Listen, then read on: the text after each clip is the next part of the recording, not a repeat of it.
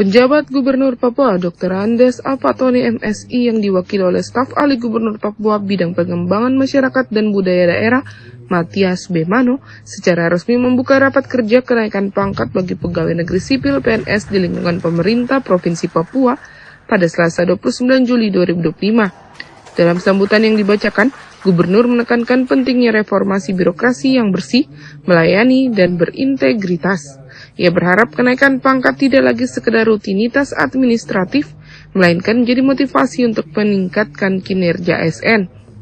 Gubernur juga menyoroti tantangan yang masih dihadapi dalam proses kepegawaian, seperti keterlambatan pengusulan berkas, pemahaman yang rendah terhadap regulasi terbaru, serta minimnya koordinasi antar unit kerja. Oleh sebab itu, raker ini diharapkan dapat menjadi ruang diskusi terbuka untuk mengidentifikasi dan mencari solusi atas persoalan-persoalan tersebut. Kegiatan ini dibuka secara langsung oleh staf ahli Gubernur Papua bidang pengembangan masyarakat dan budaya daerah Matias B. Mano, mewakili PJ Gubernur yang menegaskan bahwa berbagai kendala seperti kurangnya pemahaman ASN terhadap sistem dan tata cara pengumpulan dokumen pribadi seringkali menjadi hambatan. Baik, pada hari ini saya selaku staf ahli Gubernur bidang pengembangan masyarakat dan daerah ditunjuk oleh Gubernur untuk membuka acara kegiatan rapat kerja kenaikan pangkat di lingkungan pemerintah Provinsi Papua. Tentunya yang diharapkan dari hasil rapat kerja ini, ya tentunya pasti dalam pengusulan kenaikan pangkat ini pasti banyak masalah ya. Dari mungkin kurang paham tentang alur atau sistemnya atau metode atau cara, bahkan di dalam pengumpulan dokumen-dokumen pegawai tersebut juga biasanya di masing-masing lingkungan SKPD juga sulit begitu.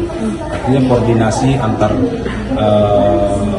pejabat yang mengurus urusan kepegawaian dengan staf itu kadang-kadang sangat sulit karena ya kadang-kadang staf atau kita ASN juga tidak mendokumentasikan dokumen pribadi kita dengan baik. Nah, untuk itu di dalam rapat kerja ini kan sekarang juga zamannya sudah teknologi ya. Jadi supaya mungkin lebih dipermudah ya. Jadi di dalam rapat kerja pasti tentunya akan dibahas hal-hal teknis, pengembangan lebih lanjut supaya lebih mempermudah lagi ASN kita ke depan dengan zaman digitalisasi. Ya, mungkin bisa mendaftar secara langsung, memasukkan. Nah, itu nanti secara teknis di dalam rapat kerja ini akan dikembangkan supaya kedepannya lebih terjaga, terdokumentasi dengan baik supaya ketika pada saat pensiun itu kita tidak setengah mati.